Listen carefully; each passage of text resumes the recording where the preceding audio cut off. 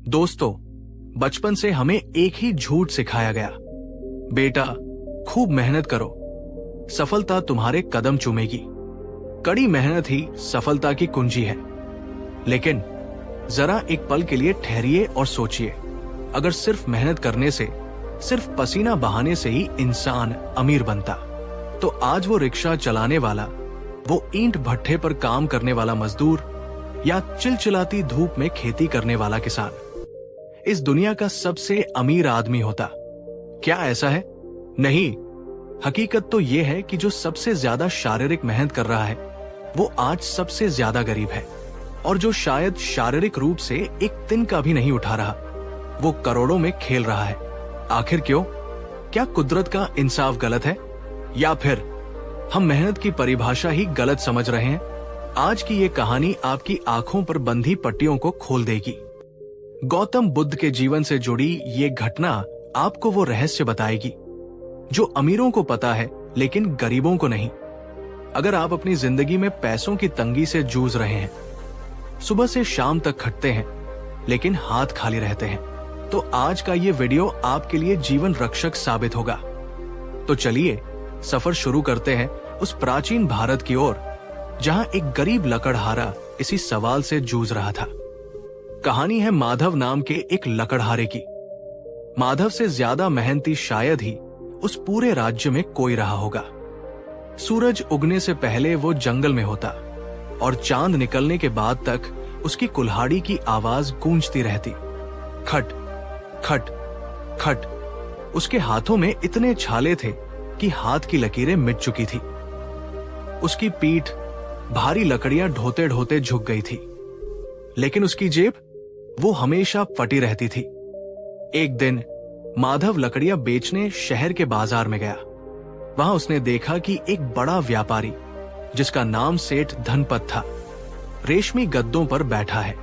उसके नौकर उसे पंखा झल रहे हैं। सेठ बस उंगली का इशारा करता और सोने के सिक्के बरसने लगते। माधव पसीने से लथपथ था। उसके मन में ईर्ष्या और क्रोध की एक लहर उठी। उसने सोचा, मैं इस सेठ से 100 गुना ज्यादा मेहनत करता हूं। मेरा शरीर टूट जाता है, लेकिन शाम को मुझे मिलते हैं सिर्फ 5 सिक्के, और ये सेठ बिना पसीना बहाए हजारों सिक्के कमा रहा है। हे ईश्वर, ये कैसा न्याय है? दोस्तों, मैं आपसे पूछना चाहता हूं, क्या आपके मन में भी कभी ये सवाल आया है? क्या आपको भी लगता है कि आप ऑफिस में या अपनी दुकान पर सबसे ज्यादा काम करते हैं, फिर भी तरक्की किसी और की हो रही है? अगर हाँ, तो कमेंट बॉक्स में यस टाइप करें। मुझे पता चलना चाहिए कि मेरे कितने भाई बहन इस दर्द को महसूस करते हैं। आखिरकार माधव का सब्र टूट गया। उसने सुना था कि पास के जेतवन विहार में गौतम बुद्ध आए हैं, जिनके पास हर सवाल का जवाब है। माधव गुस्से और निराशा में दौड़ता हुआ बुद्ध के पास गया। वो बुद्ध के चरणों में गिर पड़ा और रोते हुए बोला, तथागत, मुझे बचाइए। मैं मेहनत करते करते मर जाऊंगा, लेकिन मेरी गरीबी नहीं जाती। और वो अधर्मी सेठ जो कोई काम नहीं करता, वो महलों में रहता है। क्या कर्म का सिद्धांत झूठ है? क्या मेहनत का कोई मोल नहीं? बुद्ध ने अपनी आंखें खोली। उनकी आंखों में असीम शांति थी। उन्होंने माधव को उठाया और एक बहुत ही अजीब बात कही। बुद्ध बोले, माधव, तुम मेहनत तो कर रहे हो, लेकिन तुम सही मेहनत नहीं कर रहे। तुम पानी को छलनी में भरने की कोशिश कर रहे हो और शिकायत कर रहे हो कि प्यास नहीं बुझ रही। माधव हैरान रह गया। छलनी में पानी? महाराज, मैं तो कुल्हाड़ी चलाता हूं। मैं छलनी में पानी कब भर रहा हूं? बुद्ध मुस्कुराए।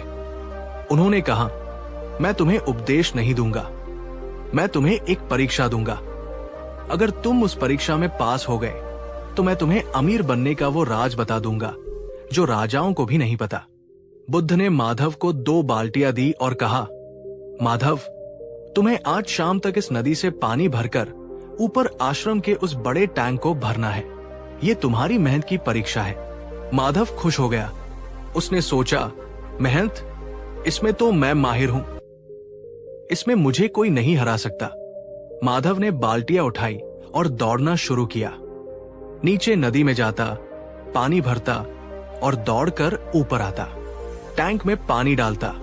तभी माधव ने देखा कि बुद्ध का एक शिष्य जिसका नाम आनंद था, उसे भी वही काम दिया गया था। लेकिन आनंद आराम से बैठा था। वो कुछ बांस की लकड़ियां काट रहा था और उन्हें आपस में जोड़ रहा था। माधव ने मन ही मन हंसा, ये आलसी भिक्षु, जब तक ये अपनी लकड़ियां जोड़ेगा तब तक मैं 10 बार टैंक भर दूंगा। आज मैं बुद्ध को दिखा दूंगा कि मेहनत ही सबसे बड़ी है। दोपहर हो गई। माधव के पैर कांपने लगे, कंधे छिल गए, टैंक आधा भर गया था। लेकिन आनंद अभी भी बस बांस जोड़ रहा था। उसने एक बूंद पानी भी नहीं भरा था। दोस्तों, यहां रुकिए। आपको क्या लगता है कौन जीतेगा? वो माधव जो जी तोड़ मेहनत कर रहा है, या वो आनंद जो अभी तक बैठा है? वीडियो को पॉज करें और कमेंट में बताएं, हार्ड वर्क जीतेगा या स्मार्ट वर्क? शाम होने को आई। माधव की हिम्मत जवाब दे गई। टैंक अब भी पूरा नहीं भरा था। उसका शरीर जवाब दे चुका था। तभी एक अजीब आवाज आई, कल कल कल। माधव ने मुड़कर देखा। आनंद ने अपने बांसों को जोड़कर एक लंबी पाइपलाइन बना ली थी। उसने पाइप का एक सिरा नदी के झरने में लगाया और दूसरा सिरा टैंक में। पानी अपने आप, बिना किसी मेहनत के, गुरुत्वाकर्षण के नियम से बहता हुआ टैंक में गिरने लगा। माधव बाल्टी लेकर खड़ा देखता रह गया। अगले 1 घंटे में आनंद का टैंक पूरा भर गया और पानी छलकने लगा, जबकि माधव का टैंक अभी भी खाली था। आनंद अब भी आराम से बैठा था और पानी अपना काम कर रहा था। माधव हताश होकर बाल्टी फेंक देता है और बुद्ध के पास जाता है, शर्मिंदा और हारा हुआ। बुद्ध ने माधव के कंधे पर हाथ रखा और कहा, माधव, तुमने देखा, तुमने अपनी पूरी ऊर्जा पानी ढोने में लगा दी, जबकि आनंद ने अपनी ऊर्जा पाइपलाइन बनाने में लगाई। यहां बुद्ध ने अमीर बनने के 3 सबसे बड़े नियम बताए, जिसे ध्यान से सुनिएगा। पहला नियम, शरीर की सीमा है, बुद्धि की नहीं। बुद्ध ने कहा, माधव, तुम अपनी मेहनत और समय बेच रहे थे। तुम्हारे पास दिन में सीमित घंटे हैं और सीमित ताकत है। तुम कितना भी तेज दौड़ लो, तुम एक सीमा के बाद नहीं कमा सकते। गरीब इंसान अपनी ताकत बेचता है, अमीर इंसान सिस्टम बनाता है। दूसरा नियम, कुएं का मेंढक मत बनो। तुमने आनंद को आलसी समझा क्योंकि वो दौड़ नहीं रहा था। यही तुम्हारी गलती थी। समाज जिसे आलस कहता है, कभी कभी वो गहरा चिंतन होता है। मेहनत करने से पहले यह सोचना जरूरी है कि क्या इस काम को करने का कोई बेहतर तरीका है। तीसरा नियम, एक बार काम करो, बार बार फल खाओ। माधव, तुम जब तक दौड़ोगे तब तक पानी मिलेगा। जिस दिन तुम बीमार पड़ गए, पानी आना बंद हो जाएगा। इसे हम एक्टिव इनकम कहते हैं।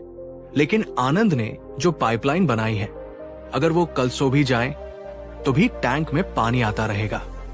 इसे पैसिव इनकम कहते हैं। बुद्ध ने समझाया कि दौलत मेहनत का फल नहीं है, दौलत समस्या के समाधान का फल है। आनंद ने पानी ढोने की समस्या को हमेशा के लिए हल कर दिया, इसलिए वो जीत गया। दोस्तों, कहानी खत्म हुई, लेकिन असली वीडियो अब शुरू होता है। आप कहेंगे, बुद्ध का ज्ञान तो ठीक है, लेकिन आज के कलयुग में मैं लकड़हारा नहीं हूं। मैं पाइपलाइन कैसे बनाऊं? आइए बुद्ध की इस सीख को आज के फाइनेंशियल वर्ल्ड में डिकोड करते हैं। इस हिस्से को ध्यान से सुनिएगा, ये आपकी लाइफ बदल सकता है। सबसे पहले, अपना समय बेचना बंद करो। अगर आप नौकरी कर रहे हैं तो आप माधव हैं। आप अपना समय बेचकर पैसा कमा रहे हैं। जिस दिन आप काम पर नहीं जाएंगे, पैसा आना बंद। अमीर बनने के लिए आपको आनंद बनना होगा, यानी आपको कुछ ऐसा बनाना होगा जो आपके बिना भी पैसा कमाए, जैसे कोई बिजनेस, कोई डिजिटल प्रोडक्ट या स्टॉक मार्केट में इन्वेस्टमेंट। दोस्तों, क्या आप अभी भी माधव वाली कैटेगरी में हैं? ईमानदारी से कमेंट में बताएं। कोई शर्म की बात नहीं है, हम सब वही से शुरू करते हैं। दूसरा, लेवरेज का इस्तेमाल करो। आनंद ने बांस का इस्तेमाल किया। आज के जमाने में आपके पास टेक्नोलॉजी और इंटरनेट रूपी बांझ है। बुद्ध कहते हैं, सम्यक व्यायाम यानी सही प्रयास। दीवार को धक्का मारने में बहुत मेहनत लगती है, लेकिन दीवार हिलती नहीं। वही मेहनत अगर आप दरवाजा खोजने में लगाएं, तो आप पार निकल जाएंगे। तो अब आपको क्या करना है? क्या कल से नौकरी छोड़ दें? क्या पत्थर तोड़ना बंद कर दें? नहीं, बुद्ध मध्यम मार्ग की बात करते हैं। शुरुआत माधव की तरह ही करनी पड़ती है। हमें मेहनत करनी पड़ेगी, लेकिन उस मेहनत से जो पैसा आए उसे खर्च करने के बजाय आनंद की तरह अपनी पाइपलाइन बनाने में लगाओ। अपने वीकेंड्स को पार्टी में बर्बाद करने के बजाय कोई नई स्किल सीखने में लगाओ। उस पाइपलाइन को जोड़ने में लगाओ। याद रखना, अगर आप सोते वक्त पैसा नहीं कमा रहे हैं, तो आपको मरते दम तक काम करना पड़ेगा। दोस्तों, गरीबी कोई श्राप नहीं है। गरीबी सिर्फ रणनीति की कमी है। मेहनत करना गर्व की बात है, लेकिन सिर्फ मेहनत पर निर्भर रहना मूर्खता है। अपनी कुल्हाड़ी की धार तेज करो। अपने दिमाग को अपना सबसे बड़ा हथियार बनाओ। आज रात सोने से पहले खुद से एक सवाल जरूर पूछना, क्या मैं बाल्टी ढो रहा हूं या पाइपलाइन बना रहा हूं? अगर इस वीडियो ने आपके दिमाग की बत्ती जलाई है, अगर आपको लगता है कि ये ज्ञान किसी की जिंदगी बचा सकता है, तो प्लीज इस वीडियो को शेयर जरूर करें। आपके एक शेयर से शायद कोई माधव आनंद बनने की राह पर चल पड़े। अगर आप चाहते हैं कि मैं पैसे कमाने के 5 बौद्ध नियम पर अगला वीडियो बनाऊं, तो कमेंट में लिखें पार्ट 2। अगर इस वीडियो पर 5000 लाइक्स आए, तो अगला पार्ट बहुत जल्द आएगा। जुड़े रहिए हमारे साथ, क्योंकि यहाँ हम सिर्फ कहानियां नहीं सुनाते, हम सोच बदलते हैं। चैनल को सब्सक्राइब करके बेल आइकॉन दबाना न भूलें। तब तक के लिए स्मार्ट बनिए, खुश रहिए। नमो बुद्धाय। पिछले वीडियो में हमने देखा था कि कैसे माधव ने शारीरिक मेहनत की जगह आनंद की तरह दिमाग का इस्तेमाल करके, यानी स्मार्ट वर्क करके अपनी गरीबी दूर की। हमने सीखा था कि बाल्टी ढोने से नहीं, पाइपलाइन बनाने से अमीर बना जाता है। उस वीडियो पर आप लोगों ने जो प्यार दिया, जो हजारों कमेंट्स आए, उसने साबित कर दिया कि आप लोग सच में अपनी जिंदगी बदलना चाहते हैं। लेकिन दोस्तों, कहानी वहां खत्म नहीं हुई थी। अमीर बनना एक कला है, लेकिन अमीर बने रहना उससे भी बड़ी कला है। आपने ऐसे कई लोग देखे होंगे जो लॉटरी जीतकर करोड़पति बने, या जिन्हें विरासत में खूब दौलत मिली, लेकिन कुछ ही सालों में वो वापस सड़क पर आ गए। आखिर ऐसा क्यों होता है? क्यों लक्ष्मी चंचल होती है? क्यों पैसा हाथ में आते ही रेत की तरह फिसल जाता है? आज के इस दूसरे भाग में हम बुद्ध की उस डायरी का अगला पन्ना खोलेंगे। आज हम जानेंगे कि पाइपलाइन बनाने के बाद माधव के साथ क्या हुआ, और बुद्ध ने उसे पैसे को संभालने के कौन से 5 ऐसे नियम बताए जो आज दुनिया के सबसे बड़े इन्वेस्टर वॉरेन बफेट भी इस्तेमाल करते हैं। अगर आपने पिछला वीडियो नहीं देखा है, तो कोई बात नहीं, ये वीडियो अपने आप में एक पूरा खजाना है। तो चलिए फिर से चलते हैं उसी मगध राज्य में, जहां माधव की किस्मत अब बदल चुकी थी। आनंद की उस पाइपलाइन वाली तकनीक को अपनाकर माधव अब अमीर हो गया था। उसके पास अब पैसों की कमी नहीं थी। उसका टैंक हमेशा पानी से भरा रहता था, और गांव वाले उसे पानी के बदले सोने के सिक्के देते थे। माधव, जो कल तक एक एक पैसे के लिए तरसता था, अब उसके पास सिक्कों की थैलियां भरी पड़ी थी। लेकिन यहीं से माधव की असली परीक्षा शुरू हुई। अचानक इतना पैसा देखकर माधव का दिमाग 7वें आसमान पर पहुंच गया। उसने सोचा, अब तो मैं अमीर हूं, मुझे अब काम करने की क्या जरूरत? मुझे अब आनंद की तरह सादगी से रहने की क्या जरूरत? माधव ने सबसे पहले अपना पुराना घर तोड़वाया और एक आलीशान महल बनवाया। उसने अपने चलने के लिए सबसे महंगी घोड़ा गाड़ी खरीदी। उसने ऐसे कपड़े पहनने शुरू किए जो सिर्फ राजा पहनते थे। वो हर रात अपने नए महल में दावत देता। गांव के लोग, जो कल तक उसे पहचानते भी नहीं थे, अब उसके मित्र बन गए थे। सब उसकी तारीफ करते, वाह माधव भाई, क्या रईसी है आपकी। और माधव अपनी तारीफ सुनकर और ज्यादा सिक्के लुटाता। धीरे धीरे माधव ने अपनी पाइपलाइन की मरम्मत करना बंद कर दिया। उसने सोचा, ये तो लोहे और बांस की बनी है, इसे क्या होगा? पानी तो आ ही रहा है। उसने भविष्य के लिए पैसा बचाना बंद कर दिया और वर्तमान के मजे लेने में डूब गया। फिर 1 साल बाद एक भयंकर सूखा पड़ा। नदी का जलस्तर नीचे चला गया। पाइपलाइन में पानी आना कम हो गया और क्योंकि माधव ने पाइपलाइन की मरम्मत, मेंटेनेंस नहीं की थी, जगह जगह से लीकेज शुरू हो गया। पानी आना बंद हो गया। लेकिन माधव के खर्चे वो तो बढ़ चुके थे। उसके महल के नौकरों की तनख्वाह, उसके घोड़ों का दाना पानी और उसकी रोज की दावतों का खर्च, आमदनी अठन्नी और खर्चा रुपया।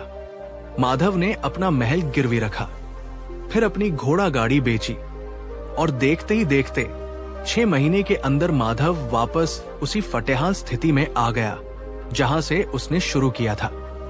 फर्क सिर्फ इतना था कि पहले वो सिर्फ गरीब था, अब वो कर्जदार भी था। हताश, निराश और शर्मिंदा होकर माधव फिर से गौतम बुद्ध की शरण में पहुंचा। वो बुद्ध के पैरों में गिरकर जोर जोर से रोने लगा। बुद्ध ने उसे उठाया और पूछा, माधव, अब क्या हुआ? मैंने तो तुम्हें अमीर बनने का रास्ता बता दिया था। माधव ने सिसकते हुए कहा, तथागत, आपने मुझे पैसा कमाना तो सिखा दिया, लेकिन पैसा संभालना नहीं सिखाया। मेरे पास दौलत आई, लेकिन वो टिक नहीं पाई। मैं फिर से बर्बाद हो गया। क्या अमीरी एक श्राप है? बुद्ध मुस्कुराए और बोले, माधव, पैसा श्राप नहीं है और नहीं वरदान है। पैसा सिर्फ एक ऊर्जा है। ये आग की तरह है। अगर इसे सही से इस्तेमाल करो तो ये तुम्हारे घर में खाना पका सकती है, तुम्हें रोशनी दे सकती है। लेकिन अगर इसे गलत तरीके से पकड़ोगे तो ये तुम्हारा घर जलाकर राख कर देगी। बुद्ध ने कहा, तुमने 3 गलतियां की। तुमने दौलत को भोग का साधन समझा, जबकि दौलत सुरक्षा और सेवा का साधन थी। आज मैं तुम्हें धन के प्रबंधन के 5 नियम बताता हूं। अगर तुम या आने वाले भविष्य में कोई भी इंसान इन 5 नियमों का पालन करेगा तो उसका खजाना कभी खाली नहीं होगा। दोस्तों, अब डायरी और पेन निकाल लीजिए, क्योंकि अब जो 5 नियम मैं बताने जा रहा हूं वो आपको किसी MBA कॉलेज में नहीं सिखाए जाएंगे। पहला नियम है, तृष्णा का घड़ा कभी नहीं भरता। बुद्ध ने माधव से पूछा, माधव, जब तुम गरीब थे तब तुम 2 रोटियों में खुश थे, लेकिन अमीर बनते ही तुम्हें 56 भोग भी कम क्यों लगने लगे? इसे कहते हैं लाइफस्टाइल इन्फ्लेशन। बुद्ध ने समझाया कि इंसान के भीतर एक प्रेत होता है जिसे तृष्णा कहते हैं। ये एक ऐसा भूखा भूत है जिसका पेट कभी नहीं भरता। जब हमारे पास 10,000 होते हैं, हमें लगता है 20,000 में खुशियां मिलेंगी।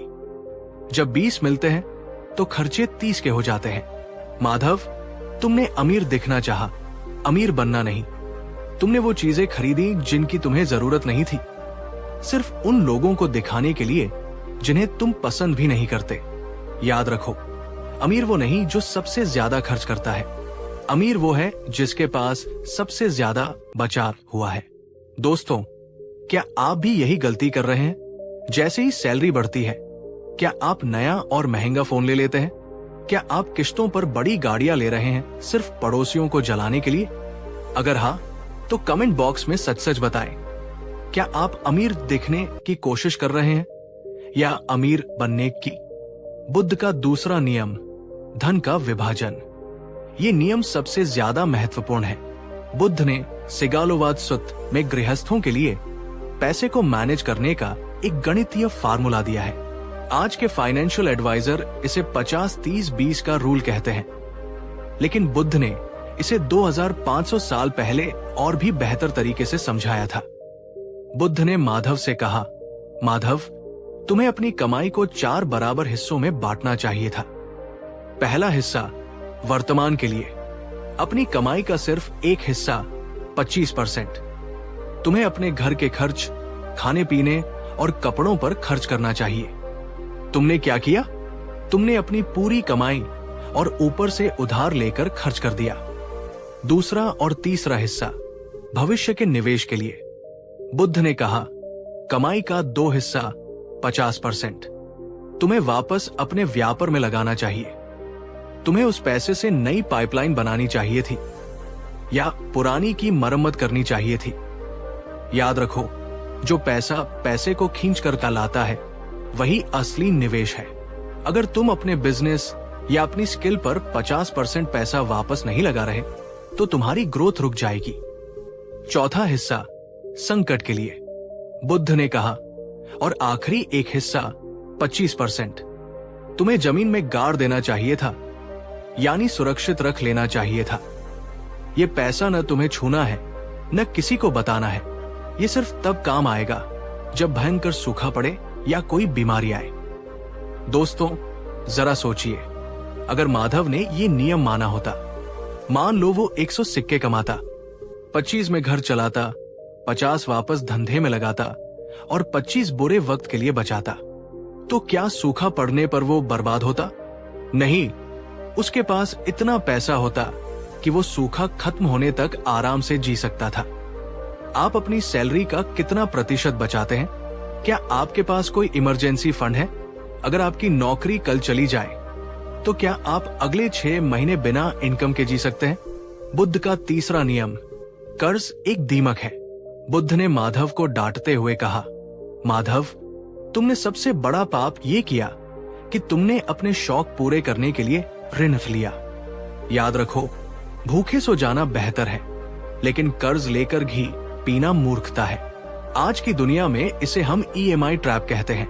क्रेडिट कार्ड और पर्सनल लोन आपको वो सपना बेचते हैं जिसकी कीमत आप अपनी आजादी से चुकाते हैं। जब आप कर्ज लेते हैं तो आप अपना भविष्य गिरवी रख देते हैं। आप वो पैसा खर्च कर रहे हैं जो आपने अभी कमाया भी नहीं है। बुद्ध ने कहा, कर्जदार आदमी कभी भी चैन की नींद नहीं सो सकता और जिसका मन शांत नहीं वो कभी सही निर्णय नहीं ले सकता। क्या आप भी EMI के जाल में फंसे हैं? अगर हाँ, तो आपका सबसे पहला लक्ष्य निवेश करना नहीं बल्कि कर्ज मुक्त होना चाहिए, क्योंकि कर्ज उस नाव में छेद की तरह है जो आपको कभी भी अमीर बनने के किनारे तक पहुंचने नहीं देगा। बुद्ध का चौथा नियम, संगत का असर, the power of Sangha. Buddha ने पूछा, माधव, जब तुम्हारे पास पैसा आया तो तुम्हारे आसपास कैसे लोग जमा हो गए थे? माधव ने सिर झुकाकर कहा, महाराज, चापलूस, शराबी और लालची लोग। बुद्ध बोले, यही तुम्हारी बर्बादी का एक और कारण है। तुम उन 5 लोगों का औसत हो जिनके साथ तुम अपना सबसे ज्यादा समय बिताते हो। इसे कल्याण मित्र का सिद्धांत कहते हैं। अगर तुम 4 खर्च करने वाले दोस्तों के साथ रहोगे तो 5वें खर्च करने वाले तुम बनोगे। अगर तुम 4 जुआरियों के साथ रहोगे तो 5वें जुआरी तुम बनोगे। लेकिन अगर तुम 4 ऐसे लोगों के साथ रहोगे जो निवेश की बातें करते हैं, जो नए विचारों पर बात करते हैं, जो पैसे से पैसा बनाना जानते हैं, तो 5वें अमीर इंसान तुम बनोगे। माधव, अमीर बने रहने के लिए तुम्हें अपनी संगत बदलनी होगी। उन लोगों से दूर रहो जो तुम्हारी जेब पर नजर रखते हैं और उन लोगों के साथ बैठो जो तुम्हारी बुद्धि पर नजर रखते हैं। दोस्तों, चेक कीजिए अपनी फ्रेंड लिस्ट। क्या आपके दोस्त आपको आगे बढ़ने की प्रेरणा देते हैं या आपको पीछे खींचते हैं? बुद्ध का 5वां और सबसे गुप्त नियम, दान और प्रवाह। बुद्ध ने माधव से एक सवाल पूछा, माधव, कुएं का पानी मीठा क्यों होता है और तालाब का पानी कभी कभी गंदा क्यों हो जाता है? माधव ने कहा, क्योंकि कुएं से पानी निकाला जाता है, इसलिए नीचे से नया सोता फूटता रहता है, पानी बहता रहता है। बुद्ध ने कहा, बिल्कुल सही, धन भी जल की तरह है। अगर तुम इसे अपनी तिजोरी में बंद करके जकड़ लोगे तो ये सड़ जाएगा या फिर तुम्हें अहंकारी बना देगा। धन को शुद्ध रखने के लिए इसमें प्रवाह, फ्लो होना जरूरी है। तुम्हें अपनी कमाई का एक छोटा हिस्सा समाज के कल्याण के लिए, भूखों के लिए या धर्म के कार्यों के लिए देना चाहिए था। तुम सोचोगे कि देने से पैसा कम होता है? नहीं, ये प्रकृति का नियम है। जब तुम निस्वार्थ भाव से देते हो तो तुम अपने मन से लालच और डर को निकाल देते हो, और जब मन से डर निकल जाता है तो तुम और भी बड़ी दौलत कमाने के लिए तैयार हो जाते हो। जिसे कमी का डर है वो कभी बड़ा रिस्क नहीं ले पाएगा। जो खुले हाथ से देता है कुदरत उसे खुले हाथ से वापस देती है। माधव को अपनी सारी गलतियां समझ आ गई। उसने बुद्ध के चरणों में माथा टेका और कसम खाई कि अब वो शून्य से शुरुआत करेगा, लेकिन इन 5 नियमों के साथ। माधव वापस गया। उसने फिर से मेहनत की, लेकिन इस बार उसने दिखावा नहीं किया। उसने अपनी कमाई के 4 हिस्से किए। उसने कर्ज से तौबा कर ली। उसने अच्छे और ज्ञानी लोगों की संगत की, और देखते ही देखते कुछ ही सालों में माधव फिर से अमीर बन गया। लेकिन इस बार उसकी अमीरी किसी बाढ़ में नहीं बही, बल्कि एक मजबूत पहाड़ की तरह टिकी रही। तो दोस्तों, निष्कर्ष क्या है? आज के इस वीडियो का निचोड़ क्या है? पैसा कमाना आसान है, उसे पचाना मुश्किल है। अगर आप चाहते हैं कि आपके घर में लक्ष्मी का वास हो, तो इन 5 बातों को आज ही गांठ बांध ले। 1. अमीर दिखना बंद करो, अमीर बनना शुरू करो। लाइफस्टाइल इन्फ्लेशन से बचो। 2. अपनी इनकम को 25-50-25 के रूल में बांटो। सबसे बड़ा हिस्सा निवेश में जाना चाहिए। 3. कर्ज, खासकर बैड डेट से दूर रहो, ये गुलामी है। 4. अपनी संगत बदलो, अमीरों के साथ बैठना शुरू करो, विचारों से भी और व्यवहार से भी। 5. देना सीखो, कंजूस इंसान कभी भी प्रचुरता, अबंडेंस को आकर्षित नहीं कर सकता। दोस्तों, बुद्ध की ये सीखें 2500 साल पुरानी जरूर है, लेकिन आज के स्टॉक मार्केट और क्रिप्टो के जमाने में भी ये उतनी ही सटीक है। याद रखना, आप कितना कमाते हैं इससे फर्क नहीं पड़ता, आप कितना बचाते हैं और उसे कितना बढ़ाते हैं। असल खेल यही है। क्या आप इन 5 नियमों को अपनी जिंदगी में उतारने के लिए तैयार हैं? अगर हाँ, तो कमेंट बॉक्स में लिखें, आई एम रेडी, मैं तैयार हूं। अगर आपको लगता है कि ये वीडियो आपकी और आपके परिवार की आर्थिक स्थिति बदल सकता है, तो इसे शेयर करने में कंजूसी मत करना। अच्छी चीजें बांटने से बढ़ती है। अगर आप चाहते हैं कि मैं अगला वीडियो मन की शांति और सफलता पर बनाऊं, तो वीडियो को लाइक करें और चैनल को सब्सक्राइब करके घंटी जरूर बजा दें। हम यहाँ सिर्फ टाइम पास नहीं करते, हम यहाँ जिंदगी बदलते हैं। अगली बार तक अपने पैसे को काम पर लगाइए, खुद को नहीं। स्मार्ट बनिए, सुरक्षित रहिए। नमो बुद्धाय। नमो बुद्धाय दोस्तों, स्वागत है आपका इस सीरीज के तीसरे और शायद सबसे महत्वपूर्ण भाग में। अब तक हमने एक बहुत लंबा सफर तय किया है। पार्ट 1 में हमने माधव और आनंद की कहानी से सीखा कि सिर्फ गधे की तरह मेहनत करने से अमीर नहीं बनते, बल्कि पाइपलाइन बनाने से बनते हैं।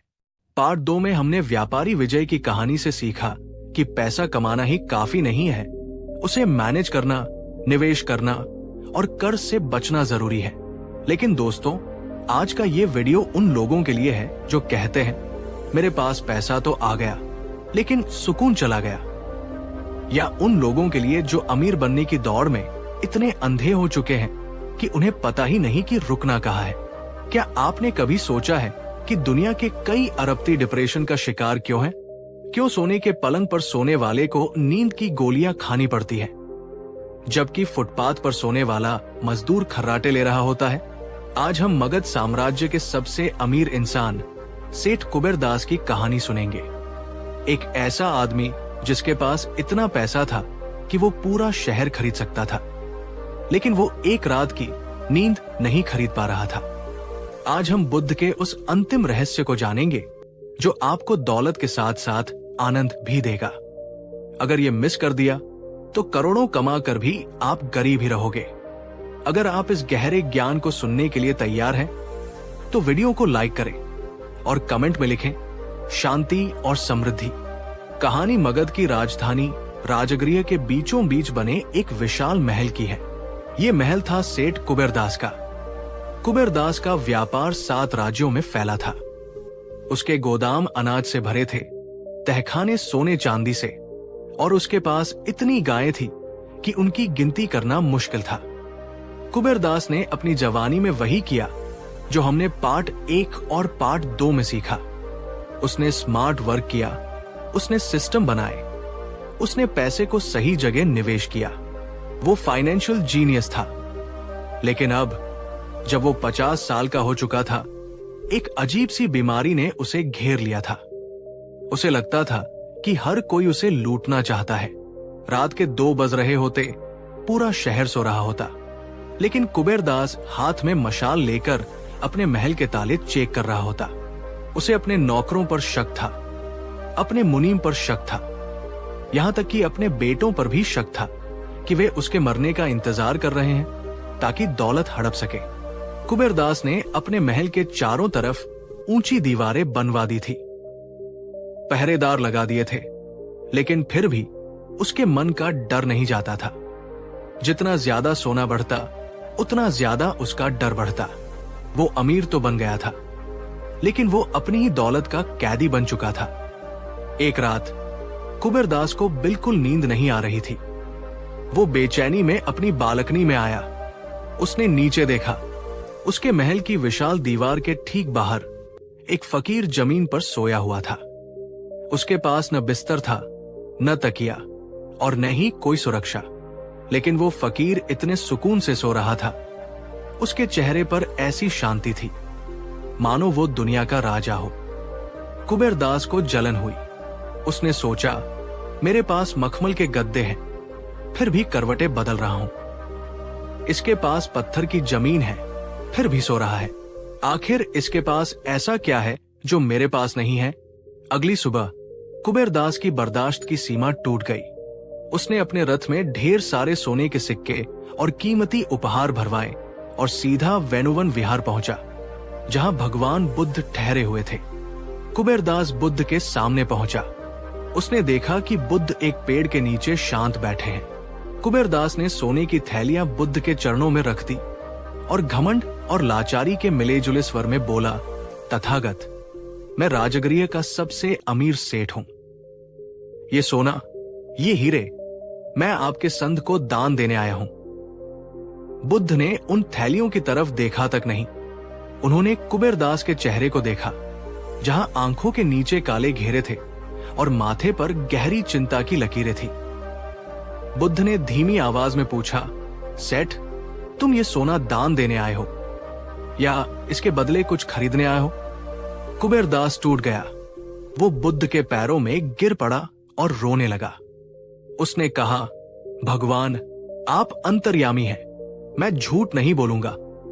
मेरे पास सब कुछ है, लेकिन शांति नहीं है। मुझे वो नींद चाहिए जो मैंने कल रात उस फकीर के चेहरे पर देखी। मैं अपनी सारी दौलत देने को तैयार हूं, बस मेरे मन का ये डर निकाल दीजिए। मुझे लगता है कि मैं सब कुछ खो दूंगा। बुद्ध मुस्कुराए। उन्होंने कहा, कुबेरदास, तुम्हारी बीमारी ये नहीं है कि तुम्हारे पास दौलत है। तुम्हारी बीमारी ये है कि दौलत ने तुम्हें पकड़ रखा है। तुमने दौलत को नहीं, तुम मालिक नहीं हो, तुम चौकीदार बन गए हो। बुद्ध ने कुबेरदास को और हम सबको अमीर होकर भी सुखी रहने के 4 मानसिक नियम, माइंडसेट रूल्स समझाए। ये नियम आज के कलयुग में स्टॉक मार्केट के उतार चढ़ाव और महंगाई के डर से बचने के लिए संजीवनी बूटी है। पहला नियम, परिग्रह का त्याग, the trap of possession. Buddha ने जमीन से एक मुट्ठी रेत उठाई और कुबेरदास से कहा, देखो सेठ, जब मैं इस रेत को अपनी हथेली पर खुले से रखता हूं तो ये मेरे पास रहती है, लेकिन जैसे ही मैं इसे जोर से मुट्ठी में भींचने की कोशिश करता हूं, ये उंगलियों के बीच से फिसलने लगती है।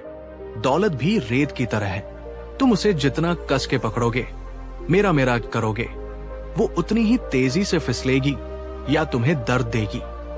बुद्ध ने कहा, तुम डरते इसलिए हो क्योंकि तुम खुद को इस धन का स्वामी, ओनर मानते हो। सत्य यह है कि तुम सिर्फ एक न्यासी, ट्रस्टी हो। यह धन तुमसे पहले किसी और का था, तुम्हारे बाद किसी और का होगा। तुम सिर्फ कुछ समय के लिए इसके मैनेजर हो। दोस्तों, इसे आज के समय में डिकोड करें। हम अपने बैंक बैलेंस, अपनी कार, अपने घर से अपनी पहचान, आइडेंटिटी जोड़ लेते हैं। अगर मार्केट क्रैश होता है तो हमें लगता है कि हम क्रैश हो गए। बुद्ध कहते हैं, दौलत को कोट की तरह पहने ताकि जब गर्मी लगे तो उसे उतारा जा सके।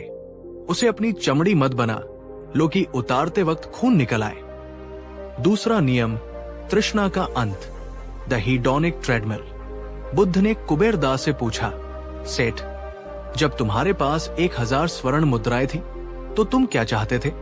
कुबेर दास ने कहा, 10,000 मुद्राएं। बुद्ध ने पूछा, और जब 10,000 हो गई? कुबेर दास बोला, 1,00,000। बुद्ध ने कहा, और आज तुम्हारे पास करोड़ों हैं, फिर भी तुम और चाहते हो। ये प्यास खारे पानी की तरह है सेठ, जितना पियोगे उतनी प्यास बढ़ेगी। इसे आज की साइकोलॉजी में हीडोनिक ट्रेडमिल कहते हैं। हम सोचते हैं कि जब मैं वो बड़ी कार ले लूंगा तो खुश हो जाऊंगा। हम कार लेते हैं, 1 महीने खुश रहते हैं, फिर हमें उससे बड़ी कार चाहिए। ये दौड़ कभी खत्म नहीं होती। बुद्ध ने एक मंत्र दिया, संतोष परमधन। इसका मतलब ये नहीं कि कमाना बंद कर दो। इसका मतलब है कि एक इनफ पॉइंट, पर्याप्त बिंदु तय करो। तुम्हें पता होना चाहिए कि किस पॉइंट पर रुककर तुम्हें अपनी दौलत का आनंद लेना है, न कि सिर्फ अंकों को बढ़ाना है। दोस्तों, मैं आपसे एक सवाल पूछता हूं, क्या आपको पता है कि आपकी लाइफ का इनफ पॉइंट क्या है? यानी कितना पैसा कमाने के बाद आप दौड़ना बंद करके चलना शुरू करेंगे? अगर नहीं पता तो आप जिंदगी भर मृग तृष्णा के पीछे भागते रहेंगे। कमेंट में यस लिखें अगर आप आज ही अपना इनफ पॉइंट सोचेंगे। तीसरा नियम, तुलना का जहर। कुबेर दास के दुखी होने का एक और कारण था। उसे लगता था कि पड़ोसी राज्य का सेठ उससे ज्यादा अमीर न हो जाए। बुद्ध ने उसे समझाया, सेठ, तुम अपने भोजन का स्वाद इसलिए नहीं ले पा रहे क्योंकि तुम दूसरे की थाली देख रहे हो। तुलना एक ऐसा जहर है जो अमृत को भी कड़वा कर देता है। आज के इंस्टाग्राम और सोशल मीडिया के दौर में ये सबसे बड़ी बीमारी है। हम अपनी बिहाइंड द सीन्स, असली जिंदगी की तुलना दूसरों की हाईलाइट रील्स, दिखावे से करते हैं।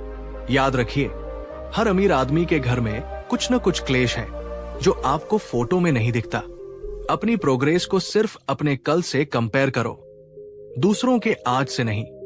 चौथा और सबसे गुप्त नियम, शून्य की शक्ति। बुद्ध ने कुबेर दास को एक प्रयोग दिया। उन्होंने कहा, सेठ, जाओ और अपने खजाने से सबसे कीमती हीरा लेकर आओ। कुबेर दास भागा भागा गया और दुनिया का सबसे नायाब हीरा लेकर आया। बुद्ध ने कहा, अब इस हीरे को हाथ में लो और जोर से बोलो, ये मेरा नहीं है। कुबेर दास कांप गया। उसकी जुबान नहीं हिल रही थी। उसे उस पत्थर से इतना मोह था कि वो ये बोल भी नहीं पा रहा था। काफी संघर्ष के बाद रोते हुए उसने कहा, ये मेरा नहीं है। जैसे ही उसने ये बोला, उसे अपने सीने से एक भारी बोझ उतरता हुआ महसूस हुआ। बुद्ध ने कहा, यही मुक्ति है। जिस दिन तुम अपनी दौलत को खोने के लिए तैयार हो जाओगे, उस दिन वो दौलत तुम्हें कभी छोड़कर नहीं जाएगी। डर ही तुम्हें गुलाम बनाता है। बुद्ध ने कुबेर दास को सिखाया कि धन एक ऊर्जा, एनर्जी है। इसे रोक कर रखोगे, होर्डिंग, तो ये सड़ जाएगा और बदबू, अशांति पैदा करेगा। अगर इसे समाज के कल्याण में, कला में, धर्म में और दूसरों की मदद में लगाओगे तो ये खुशबू बनकर तुम्हें ही महक आएगा। कुबेर दास की आंखें खुल गई। उसे समझ आ गया कि वो अब तक सोने की जंजीरों में बंधा हुआ गुलाम था। उसने उसी दिन अपने खजाने के दरवाजे जरूरतमंदों के लिए खोल दिए। उसने सिस्टम बनाए रखा, लेकिन मन से मालिक बनने का भाव छोड़ दिया। और चमत्कार क्या हुआ जानते हैं? उस रात कुबेर दास को ऐसी नींद आई जो उसे पिछले 20 सालों में नहीं आई थी। दौलत अब भी वही थी, लेकिन रिश्ता बदल गया था। तो दोस्तों, अब हम इस पूरी सीरीज को एक सूत्र में पिरोते हैं। ध्यान से सुनिएगा, ये आपके जीवन का सार है। चरण 1, उदास स्माइली। शुरुआत में आपको मेहनत करनी पड़ेगी, आलस छोड़ना होगा, लेकिन मेहनत के साथ साथ आनंद की तरह पाइपलाइन बनानी होगी। चरण 2, उदास स्माइली। जब पैसा आने लगे तो उसे मूर्खों की तरह उड़ाना नहीं है, उसे मैनेज करना है, निवेश करना है और कर्ज के जाल से दूर रहना है। चरण 3, उदास स्माइली।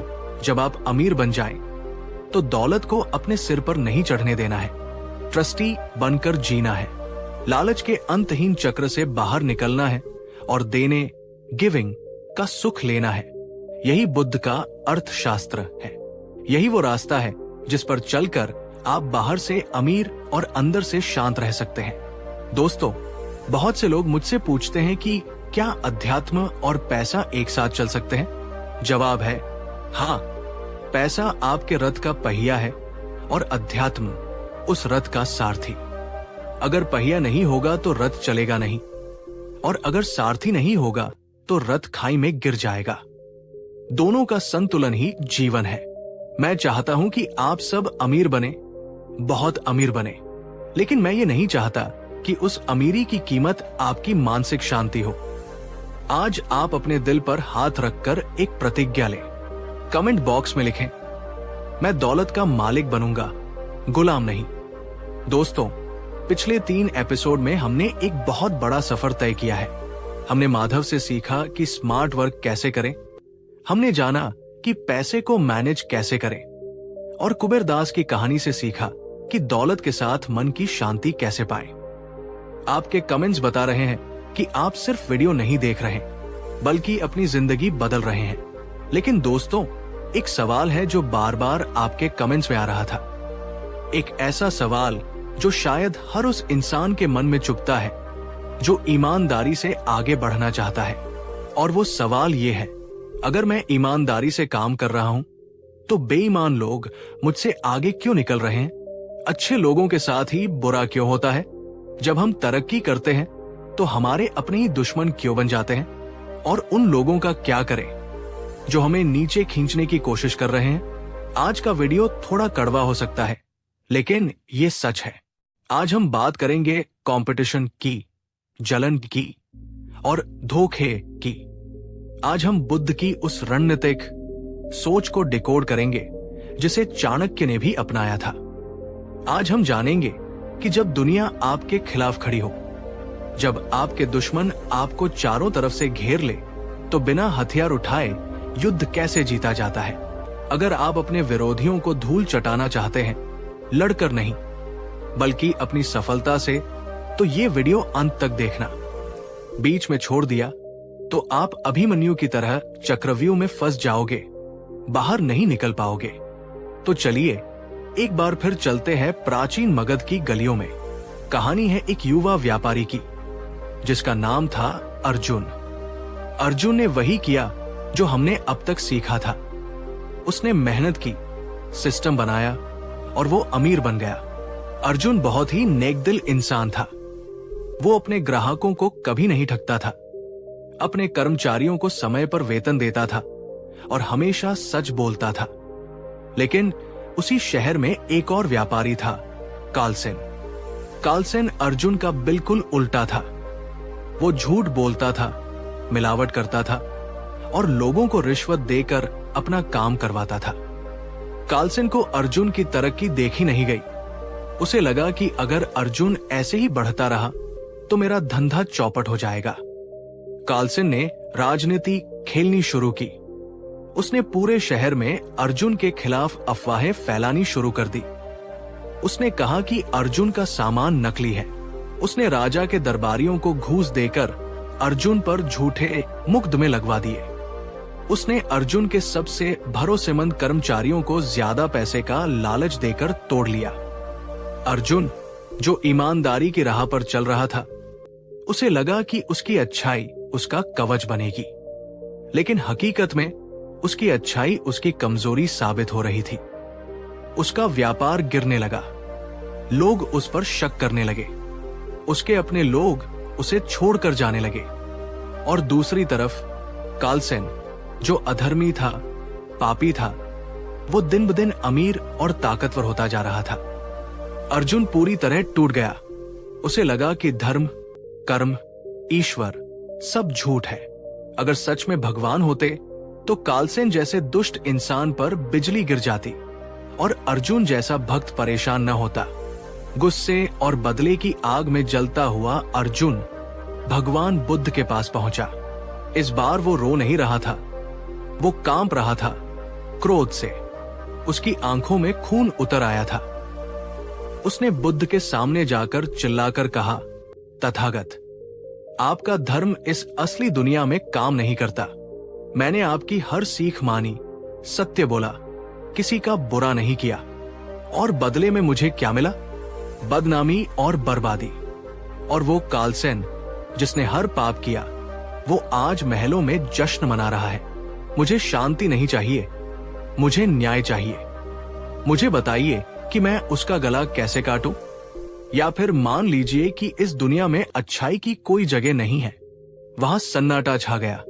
बुद्ध के शिष्य डर गए कि अर्जुन कहीं बुद्ध पर हमला न कर दे, लेकिन बुद्ध शांत थे, एक गहरी झील की तरह। बुद्ध ने अर्जुन को देखा और बहुत धीमे स्वर में बोले, अर्जुन, तुम इसलिए नहीं हार रहे क्योंकि तुम अच्छे हो, तुम इसलिए हार रहे हो क्योंकि तुम मूर्ख हो। अर्जुन हैरान रह गया। उसने सोचा था बुद्ध उसे सांत्वना देंगे, लेकिन यहां तो उसे डांट पड़ रही थी। बुद्ध ने कहा, तुमने अच्छाई को कमजोरी बना लिया है। किसने कहा कि सात्विक होने का मतलब है कि तुम अपने हाथ पैर बांध लो और दूसरे को वार करने दो? किसने कहा कि सीधा पेड़ बनो ताकि कोई भी आकर तुम्हें काट दे? अर्जुन, अगर तुम जंगल में हो और सामने से शेर आ जाए, तो क्या तुम वहां खड़े होकर ये कहोगे कि मैं तो शाकाहारी हूं, शेर मुझे नहीं खाएगा? शेर तुम्हें खा जाएगा, और इसमें गलती शेर की नहीं, तुम्हारी नासमझी की होगी। बुद्ध ने अर्जुन को और हमें विरोधियों से निपटने के 3 महासूत्र दिए। ये सूत्र आज के कॉर्पोरेट वर्ल्ड, ऑफिस पॉलिटिक्स और बिजनेस कंपटीशन के लिए ब्रह्मास्त्र है। पहला सूत्र, प्रतिक्रिया का जाल। बुद्ध ने अर्जुन से पूछा, अर्जुन, अगर कोई तुम्हें जलता हुआ कोयला, बर्निंग कोल, फेंक कर मारे तो तुम क्या करोगे? अर्जुन ने कहा, मैं उसे पकड़कर वापस उस पर फेंक दूंगा। बुद्ध हंसे और बोले, यही तुम गलती कर रहे हो। जब तुम जलता हुआ कोयला पकड़ने के लिए हाथ बढ़ाते हो, तो सामने वाले को लगने से पहले तुम्हारा अपना हाथ जल जाता है। कालसेन यही चाहता है। वो तुम्हें उकसा रहा है। वो चाहता है कि तुम गुस्से में आओ, तुम भी गालियां दो, तुम भी कीचड़ में उतरो, क्योंकि कीचड़ में लड़ने का उसे अनुभव है, तुम्हें नहीं। जैसे ही तुम प्रतिक्रिया, रिएक्ट करते हो, तुम उसके लेवल पर आ जाते हो, और यही उसकी जीत है। बुद्ध ने कहा, सबसे बड़ी सजा जो तुम अपने दुश्मन को दे सकते हो, वो है उसे अनदेखा, इग्नोर करना। उसकी तरफ देखो भी मत। जब तुम किसी के वार पर प्रतिक्रिया नहीं देते, तो उसका वार खाली जाता है और उसी का संतुलन, बैलेंस बिगड़ जाता है। दोस्तों, आज की लाइफ में इसे देखें। ऑफिस में कोई आपकी चुगली करता है या सोशल मीडिया पर कोई हेड कमेंट करता है, आपका मन करता है उसे करारा जवाब देने का। लेकिन याद रखना, जब आप कुत्ते से रेस लगाते हैं, तो अगर आप जीत भी गए तो भी आप कुत्ते ही कहलाएंगे। अपनी ऊर्जा को बहस में नहीं, अपने काम में लगाओ।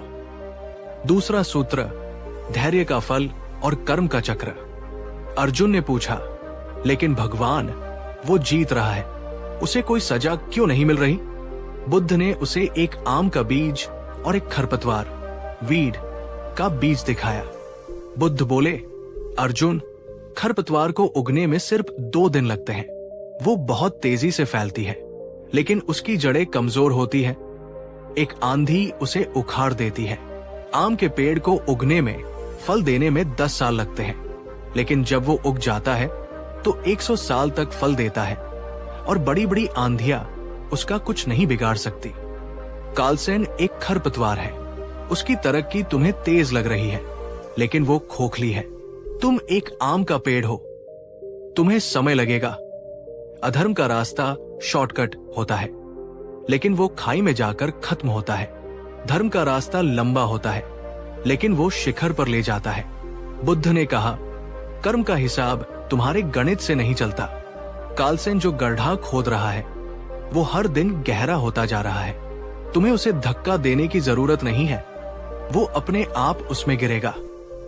बस तुम किनारे पर खड़े होकर अपना काम करते रहो। दोस्तों, क्या आपने देखा है जो लोग स्कैम करके धोखा देकर अमीर बनते हैं, वो बहुत जल्दी ऊपर जाते हैं। हम उन्हें देखकर जलते हैं, लेकिन हम उनका अंत नहीं देखते। विजय माल्या हो या नीरव मोदी या हर्षद मेहता, शुरुआत सबकी शानदार थी, लेकिन अंत? सब्र रखो, पिक्चर अभी बाकी है। तीसरा और सबसे शक्तिशाली सूत्र, अपनी लकीर बड़ी करो। बुद्ध ने जमीन पर एक लकीर खींची और अर्जुन से कहा, बिना इसे मिटाए इसे छोटा करके दिखाओ। अर्जुन समझ नहीं पाया। बुद्ध ने उस लकीर के नीचे एक बड़ी लकीर खींच दी। पहली लकीर अपने आप छोटी हो गई। बुद्ध ने कहा, अर्जुन, तुम अपनी सारी ऊर्जा कालसेन को मिटाने में लगा रहे हो। तुम उसके ग्राहकों को समझाने जा रहे हो। तुम अपनी सफाई दे रहे हो। इससे तुम और छोटे हो रहे हो। कालसेन को मिटाने की कोशिश मत करो। तुम उससे इतनी बड़ी लकीर खींच दो, यानी अपनी क्वालिटी, अपनी सर्विस और अपने व्यवहार को इतना ऊंचा कर दो कि उसके काले कारनामे उसके सामने फीके पड़ जाएं। अंधेरे को डंडे से मारकर नहीं भगाया जा सकता, बस एक दिया जलाना पड़ता है। अंधेरा अपने आप भाग जाता है। तुम उत्कृष्टता, एक्सलेंस का दिया जलाओ। अर्जुन को बात समझ आ गई। उसे अपनी गलती का एहसास हुआ। वो लड़ाई लड़ रहा था, जबकि उसे निर्माण करना था। अर्जुन वापस शहर गया। इस बार उसने कालसेन के बारे में बात करना बंद कर दिया। उसने कालसेन की बुराई करनी बंद कर दी। उसने अपना पूरा ध्यान अपने प्रोडक्ट को बेहतर बनाने में लगाया। जब कालसेन ने अफवाह फैलाई कि अर्जुन का सामान खराब है, तो अर्जुन ने अपने ग्राहकों को कहा, आप पहले इस्तेमाल करें, अच्छा लगे तो दाम दे, वरना न दे। अर्जुन का ये आत्मविश्वास लोगों को भा गया। दूसरी तरफ कालसेन परेशान हो गया। उसे लगा, अर्जुन डर क्यों नहीं रहा, अर्जुन लड़ क्यों नहीं रहा। कालसेन ने अपनी चालें और गंदी कर दी और अपनी हड़बड़ी में उसने और ज्यादा मिलावट करनी शुरू कर दी। एक दिन कालसेन के नकली सामान से राजा का एक मंत्री बीमार पड़ गया। जांच हुई, कालसेन के गोदामों में छापा पड़ा। उसका सारा काला सच बाहर आ गया। राजा ने कालसेन की सारी संपत्ति जब्त कर ली और उसे कारागार में डाल दिया। जिस कालसेन को हराने के लिए अर्जुन तलवार उठाना चाहता था, वो अपने ही कर्मों के बोझ से दबकर खत्म हो गया। और अर्जुन का व्यापार अब पहले से भी ज्यादा मजबूत था, क्योंकि अब लोगों को उस पर अंधा विश्वास, ब्लाइंड ट्रस्ट हो गया था। तो दोस्तों, इस पूरी कहानी का निचोड़, कंक्लूजन क्या है? जब आप जीवन में कुछ बड़ा करेंगे तो दुश्मन आएंगे। ये एक संकेत है कि आप सही रास्ते पर हैं। मुर्दे की कोई बुराई नहीं करता, जिंदा इंसान की ही होती है। जब भी आपको लगे कि अच्छे लोगों के साथ बुरा हो रहा है, तो याद रखना, 1, प्रतिक्रिया मत दो। मौन आपका सबसे बड़ा हथियार है। अपनी सफाई देने में समय बर्बाद मत करो, आपका काम आपकी गवाही देगा। 2, शॉर्टकट से मत जलो जो लिफ्ट से ऊपर जाता है। लाइट जाने पर वो लिफ्ट में फंस जाता है। जो सीढ़ियों से चढ़ता है, मेहनत से वो थकता जरूर है, लेकिन ऊपर पहुंचता जरूर है और उसका शरीर, चरित्र मजबूत होता है। 3, फोकस मत बदलो। घोड़े को रेस में ब्लिंकर, आंखों के दोनों तरफ पट्टी इसलिए लगाए जाते हैं ताकि वो दाएं बाएं न देखे, सिर्फ लक्ष्य को देखे। अगर घोड़ा दूसरे घोड़ों को देखने लगेगा तो वो गिर जाएगा। अपने ब्लिंकर लगा लो। कौन क्या कर रहा है, भाड़ में जाए। दोस्तों, बुद्ध कहते हैं, अप्पु दीपो भव, अपना दीपक स्वयं बनो। दुनिया में बहुत अंधेरा है, बहुत बेईमानी है, लेकिन शिकायत करने से अंधेरा नहीं जाएगा। आप खुद जलकर रोशनी बनिए। हो सकता है शुरुआत में आपकी लौ, फ्लेम छोटी हो, हवा के झोंके उसे बुझाने की कोशिश करें, लेकिन अगर आप टिके रहे तो एक दिन वही छोटी सी लौ एक मशाल बन जाएगी। मैंने ये 4 वीडियो की सीरीज इसलिए बनाई ताकि आपको एक पूरा जीवन दर्शन दे सकूं। ये ज्ञान जो 2500 साल पुराना है, आज के MBA कोर्सेज से भी ज्यादा कीमती है। अब मैं आपसे एक आखिरी सवाल पूछता हूं। इस पूरी सीरीज में से आपको कौन सा एक नियम सबसे ज्यादा दिल को छू गया? क्या वो पाइपलाइन बनाना था? क्या वो कर्ज से बचना था? क्या वो कुबेरदास का त्याग था? या आज का बड़ी लकीर खींचना? मुझे कमेंट में जरूर बताएं। मैं जानना चाहता हूं कि आप अपने घर क्या लेकर जा रहे हैं। और दोस्तों, एक छोटी सी रिक्वेस्ट, इस कंटेंट को बनाने में हमारी टीम को बहुत रिसर्च और मेहनत लगती है। हम आपसे कोई फीस नहीं मांगते, बस आपका समय और सहयोग मांगते हैं। अगर आपको लगता है कि इस चैनल ने आपकी सोच में 1% भी सुधार किया है, तो अभी सब्सक्राइब बटन दबाएं। हमारा लक्ष्य 1 मिलियन ऐसे लोगों का परिवार बनाना है जो सिर्फ अमीर नहीं बल्कि बुद्धिमान और जागरूक हों। क्या आप हमारे इस मिशन का हिस्सा बनेंगे? अगर हाँ, तो वीडियो को लाइक करके अपनी हाजिरी लगाएं। स्वागत है आपका एक नई शुरुआत में। पिछली सीरीज में हमने पैसे, दुश्मन और शांति की बात की, लेकिन आज हम उस राक्षस की बात करने जा रहे हैं जो आपके और आपके सपनों के बीच दीवार बनकर खड़ा है। एक ऐसा दुश्मन जो आपको बाहर से नहीं बल्कि आपके अंदर से मार रहा है। उस दुश्मन का नाम है कल। मैं कल करूंगा, अभी मूड नहीं है, 5 मिनट और सो लेता हूं, बस एक रील और देख लूं। दोस्तों, क्या आपको पता है कि दुनिया के कब्रिस्तान उन सपनों से भरे पड़े हैं जो कभी पूरे नहीं हुए? क्यों? पैसे की कमी की वजह से नहीं, टैलेंट की कमी की वजह से नहीं, बल्कि सिर्फ एक शब्द की वजह से, आलस। हम सब जानते हैं कि हमें क्या करना है। आपको पता है कि आपको पढ़ाई करनी है, आपको पता है कि आपको जिम जाना है, आपको पता है कि उस बिजनेस आइडिया पर काम करना है, लेकिन फिर भी हम बिस्तर में पड़े रहते हैं। हम अपना कीमती समय उस मोबाइल स्क्रीन पर अंगूठा घिसने में बर्बाद कर देते हैं। आज का ये वीडियो कोई साधारण मोटिवेशनल वीडियो नहीं है जो आपको 2 मिनट का जोश देगा और फिर हवा निकल जाएगी। आज हम बुद्ध के मनोविज्ञान, साइकोलॉजी का ऑपरेशन करेंगे। आज हम जानेंगे कि हमारा दिमाग हमें धोखा कैसे देता है और उस फोकस को कैसे हासिल करें जिससे आप पहाड़ भी चीर सके। अगर आप अपनी सुस्त और थकी हुई जिंदगी से तंग आ चुके हैं, अगर आप खुद से नफरत करने लगे हैं कि मैं कुछ कर क्यों नहीं पा रहा, तो ये वीडियो आपके लिए आखिरी उम्मीद है। तो चलिए चलते हैं हिमालय की तराई में स्थित एक पुराने आश्रम में, जहां एक शिष्य अपनी नींद से लड़ रहा था। कहानी है एक शिष्य की जिसका नाम था सोमदत्त। सोमदत्त बहुत होशियार था। उसके पास गजब का टैलेंट था। जब वो कुछ ठान लेता तो बहुत अच्छा करता, लेकिन समस्या ये थी कि वो कभी कुछ ठान ही नहीं पाता था। सुबह उठने का नियम था 4 बजे, लेकिन सोमदत्त 8 बजे उठता। ध्यान करने बैठता तो 5 मिनट में उसकी कमर दुखने लगती और वो लेट जाता। गुरुजी उसे लकड़ियां काटने भेजते तो वो आधे रास्ते में पेड़ की छाव में सो जाता। सोमदत्त हमेशा खुद से कहता, कल पक्का करूंगा। आज शरीर में ताकत नहीं है, आज मौसम नराब है, आज मन नहीं है। एक दिन सोमदत्त परेशान होकर अपने गुरु के पास गया। गुरु कोई और नहीं बल्कि स्वयं एक बोधिसत्व ज्ञानी पुरुष थे। सोमदत्त ने रोते हुए कहा, गुरुदेव, मैं क्या करूं? मैं बहुत कुछ करना चाहता हूं, बड़े बड़े ग्रंथ लिखना चाहता हूं, लेकिन मेरा शरीर मेरा साथ नहीं देता।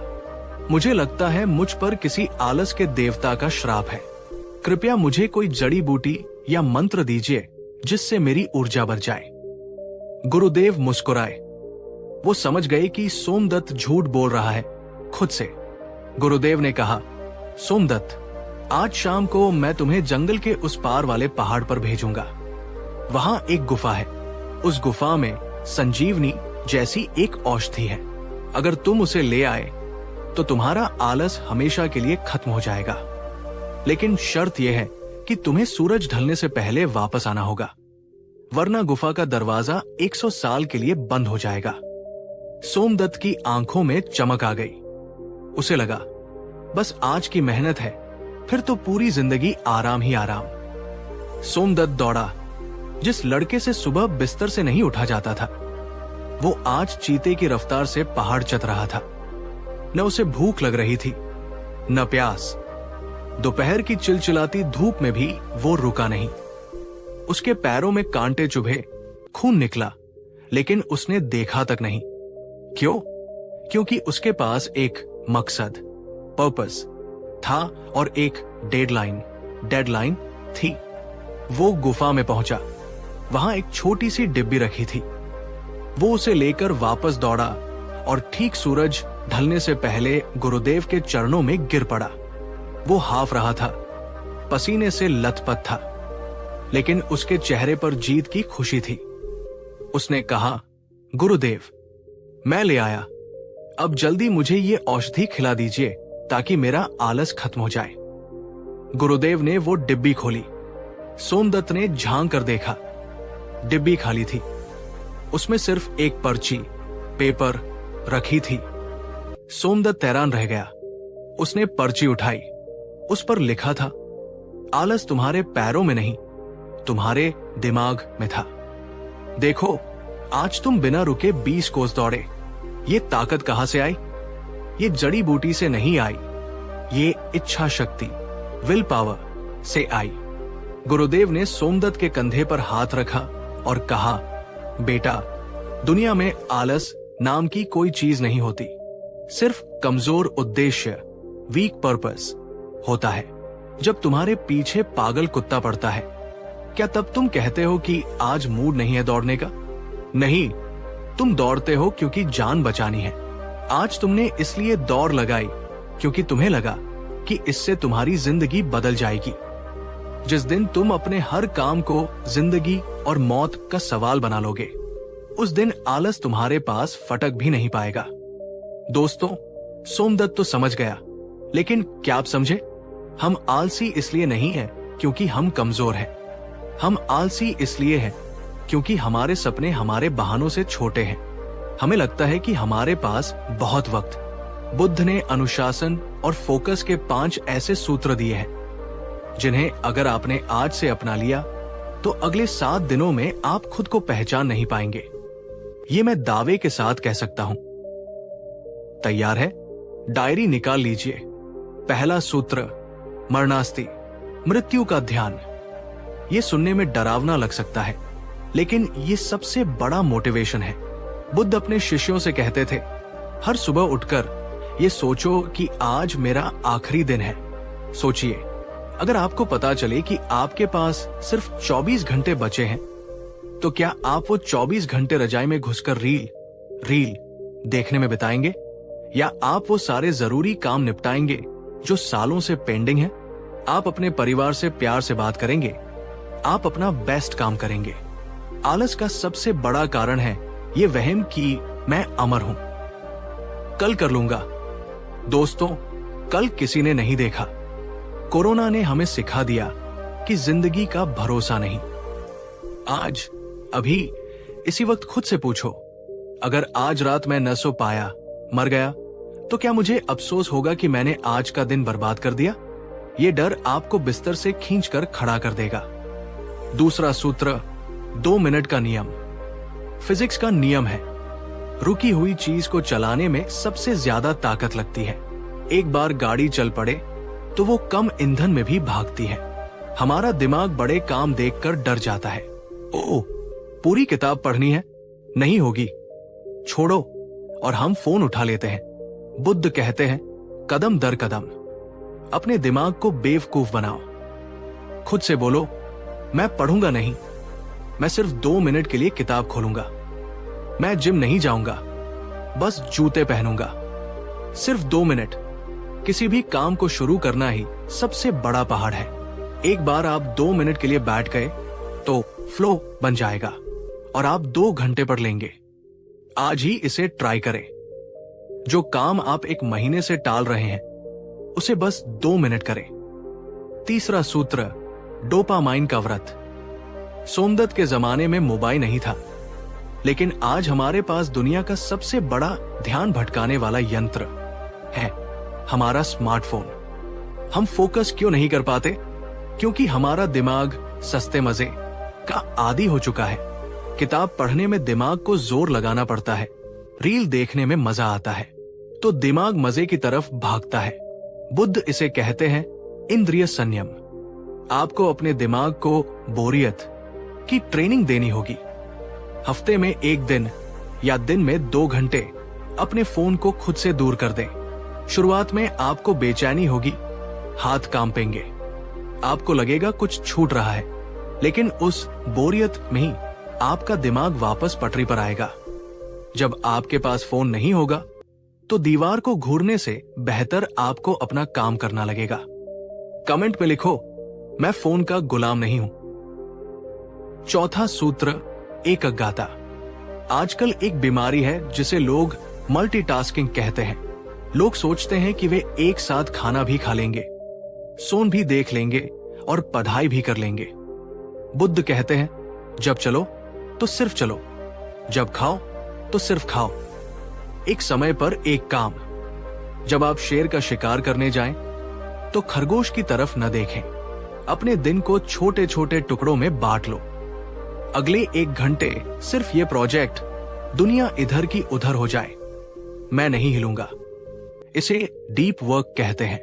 1 घंटे का गहरा काम 10 घंटे की छिछली मेहनत, शैलो वर्क से ज्यादा कीमती है। 5वां सूत्र, सही विश्राम। बहुत से लोग कंफ्यूज हैं। उन्हें लगता है हमेशा काम करना ही अनुशासन है। नहीं, बुद्ध की वीणा सितार वाली कहानी याद है? अगर वीणा के तार बहुत ढीले हो तो संगीत नहीं निकलता, आलस। अगर तार बहुत कस दें तो टूट जाते हैं, तनाव, बर्नआउट। तारों को बीच में रखना होता है। काम करो, जी तोड़ करो, लेकिन फिर सही आराम लो। सही आराम का मतलब सोन चलाना नहीं है। सही आराम का मतलब है नींद, प्रकृति में टहलना या बस शांत बैठना। जब आप सही आराम करते हैं तो आप अगले दिन के लिए ऊर्जा, एनर्जी जमा करते हैं। आलसी इंसान आराम नहीं करता, वो बस समय बर्बाद करता है और इसीलिए वो हमेशा थका हुआ रहता है। दोस्तों, सोमदत्त ने उस दिन के बाद इन नियमों को अपनी जिंदगी बना लिया। उसने अपने हर काम को आखिरी मौका मानकर किया और वही आलसी सोमदत्त आगे चलकर एक महान विद्वान बना, जिसके लिखे ग्रंथ आज भी पढ़े जाते हैं। अब बारी आपकी है। वीडियो खत्म होने वाला है। आपके पास 2 रास्ते हैं। रास्ता नंबर 1, आप इस वीडियो को बंद करेंगे और कहेंगे, वाह क्या बात कही है, और फिर से अगली वीडियो, रील स्क्रॉल करने लगेंगे। कल फिर वही आलस, वही अफसोस, वही थका हुआ चेहरा। रास्ता नंबर 2, आप अभी इसी वक्त अपना फोन साइड में रखेंगे, एक कागज पेन उठाएंगे और अपने कल के दिन का प्लान बनाएंगे। आप प्रतिज्ञा लेंगे कि कल सुबह जब मेरी आंख खुलेगी तो मैं अपने बिस्तर को हराऊंगा, मैं अपनी नींद को हराऊंगा। याद रखना, अनुशासन, डिसिप्लिन का मतलब यह नहीं है कि आपको वो काम करना अच्छा लगता है। अनुशासन का मतलब है वो काम करना जो जरूरी है, चाहे उसे करने का मन हो या न हो। चैंपियंस का कभी मूड नहीं होता, उनके पास सिर्फ रूटीन होता है। मैं आपको एक चुनौती, चैलेंज देता हूं। अगले 7 दिनों के लिए नो एक्सक्यूज चैलेंज। अगले 7 दिन आप अपने आप से एक भी बहाना नहीं बनाएंगे। दर्द हो रहा है, करेंगे। मन नहीं है, करेंगे। नींद आ रही है, मुंह धोकर करेंगे। सिर्फ 7 दिन। अगर आपने ये कर लिया तो 8वें दिन आप एक नए इंसान होंगे। आपकी आंखों में वो तेज होगा जो आज गायब है। क्या आप इस चुनौती के लिए तैयार हैं? अगर आपकी रगों में अभी भी जान बाकी है, अगर आप सच में अपने माता पिता का नाम रोशन करना चाहते हैं, तो कमेंट बॉक्स में आग लगा दो। लिखो, चैलेंज एक्सेप्टेड, चुनौती स्वीकार है। मैं हर एक कमेंट देखूंगा। मैं देखना चाहता हूं कि मेरे परिवार में कितने शेर हैं और कितने भेड़े। दोस्तों, ये 4 वीडियो की सीरीज अब यहाँ एक नए मोड़ पर है।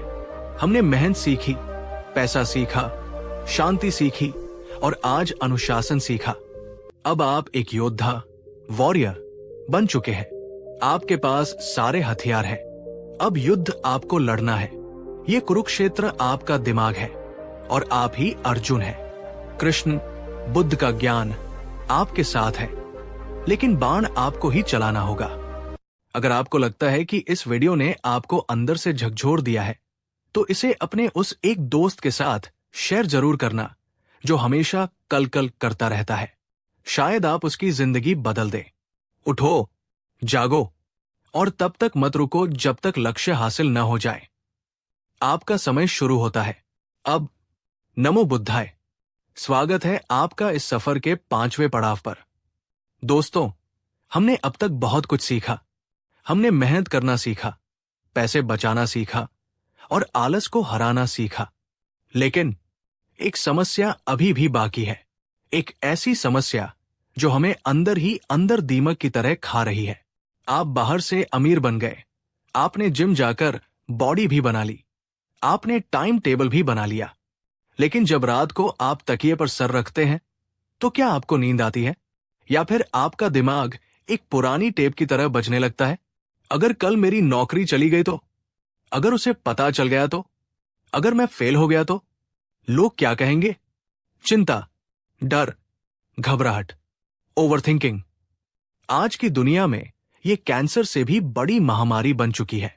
हमारा शरीर तो प्रेजेंट, वर्तमान में बैठा होता है, लेकिन हमारा दिमाग या तो पास्ट, भूतकाल के अफसोस में जी रहा होता है या फ्यूचर, भविष्य के डर में। हजारों लोग कमेंट्स में पूछ रहे थे, सर, दिमाग शांत नहीं होता, बुरे ख्याल आते रहते हैं, ऐसा लगता है दिल बैठ जाएगा। आज का ये वीडियो उन टूटे हुए दिलों और थके हुए दिमागों के लिए मरहम है। आज हम बुद्ध की उस तकनीक को जानेंगे जिसे आज मॉडर्न साइंस भी CBT, कॉग्निटिव बिहेवियरल थेरेपी, मानती है। आज हम जानेंगे कि इस दिमाग के शोर को हमेशा के लिए स्विच ऑफ कैसे करें। तो एक गहरी सांस लीजिए और चलिए चलते हैं एक ऐसी जगह जहां शोर नहीं, सिर्फ शांति है। कहानी है एक राजा की जिसका नाम था प्रसेनजित। प्रसेनजित के पास सब कुछ था, विशाल साम्राज्य, हजारों रानियां और बेहिसाब दौलत। लेकिन वो खुश नहीं था। वो हमेशा डरा रहता था। कभी उसे डर लगता कि पड़ोसी राजा हमला न कर दे, कभी डर लगता कि उसकी प्रजा विद्रोह न कर दे, कभी उसे अपनी बीमारी का डर सताता तो कभी बुढ़ापे का। वो छोटी छोटी बातों को पकड़कर बैठ जाता और घंटों सोचता रहता। उसने मुझे ऐसा क्यों कहा? उसने मेरी तरफ ऐसे क्यों देखा? उसका दिमाग एक कुरुक्षेत्र बन चुका था जहां हर पल विचारों का युद्ध चलता रहता था। वैद्य, हकीम, तांत्रिक सब हार गए, लेकिन राजा की चिंता नहीं गई। एक दिन प्रसेनजित भगवान बुद्ध के पास पहुंचा। बुद्ध उस समय एक शांत झील के किनारे बैठे गिरते हुए पत्तों को देख रहे थे। राजा ने हाथ जोड़कर कहा, भगवान, मैं पागल हो जाऊंगा। मेरा दिमाग एक पल के लिए भी चुप नहीं होता।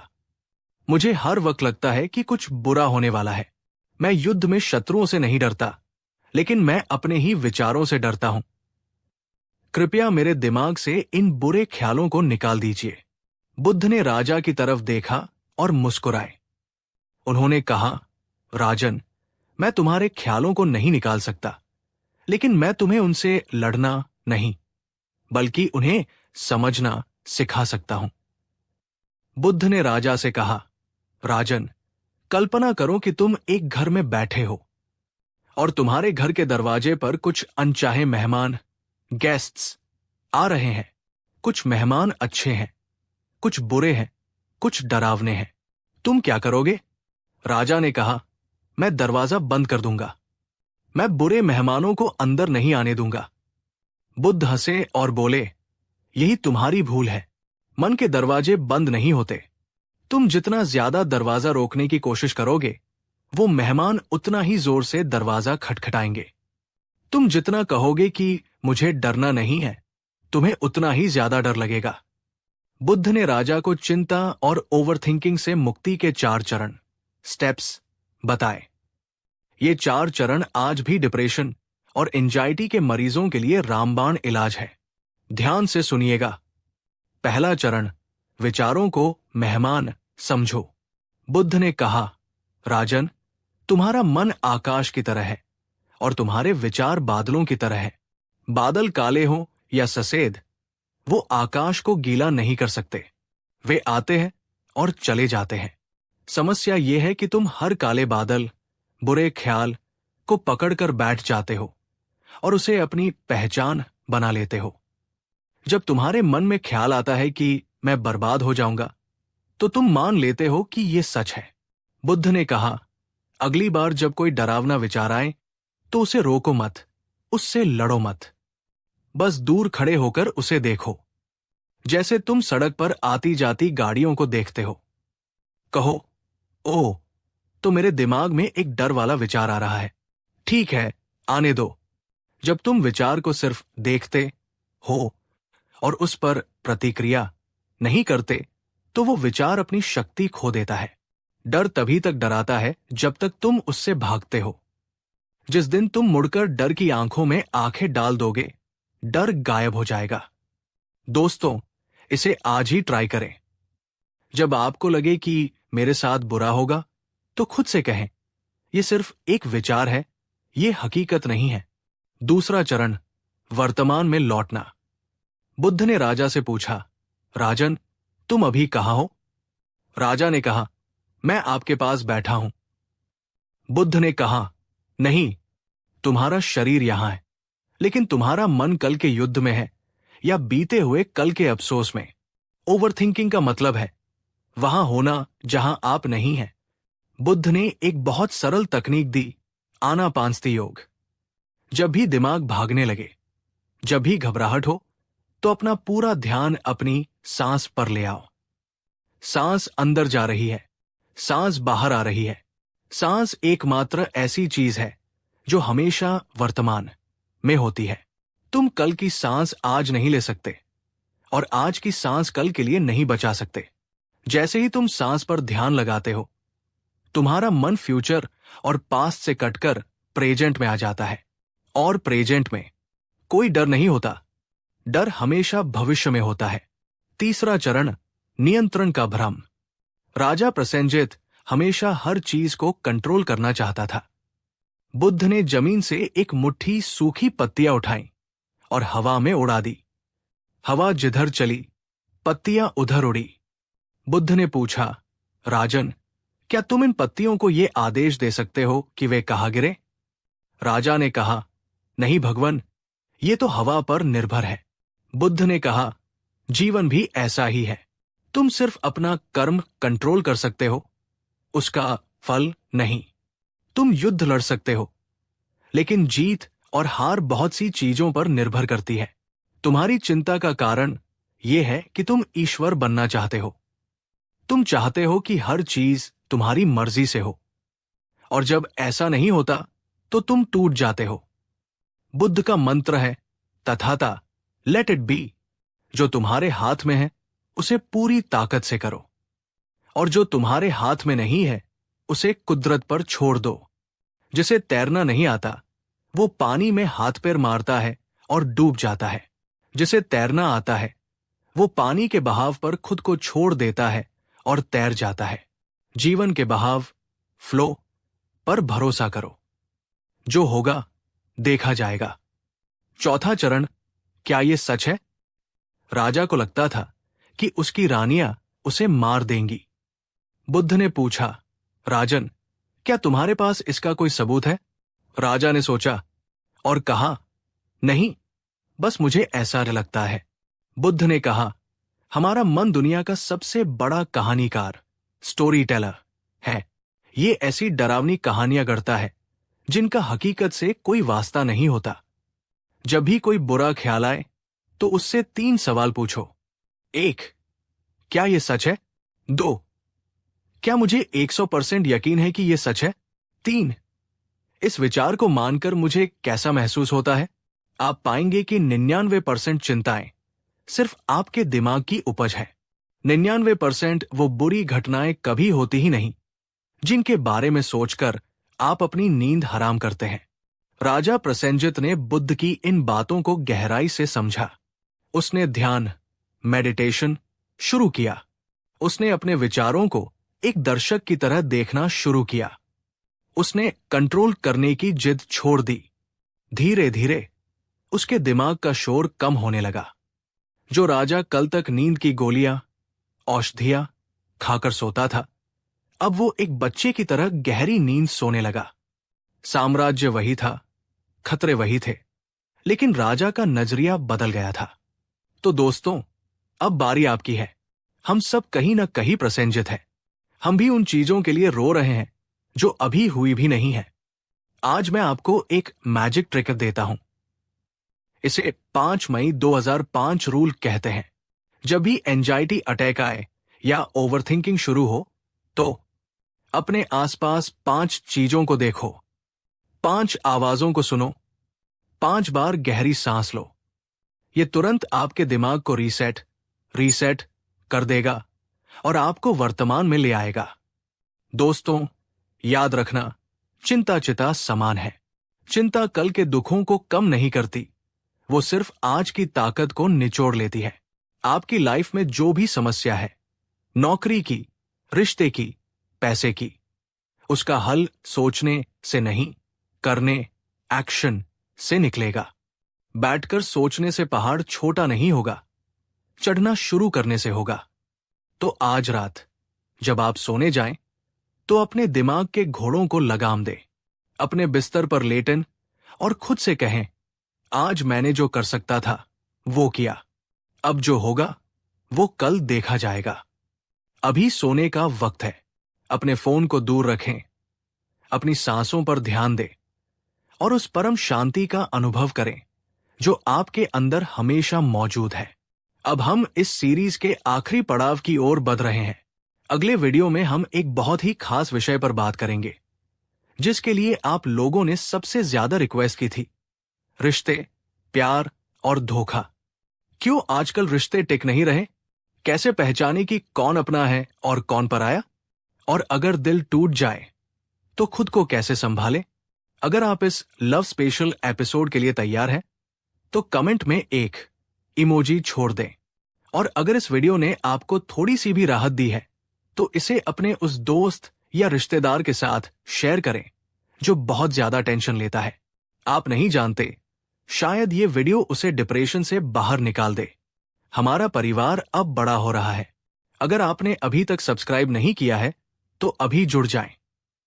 यहां हम जिंदगी जीना सिखाते हैं, सिर्फ काटना नहीं।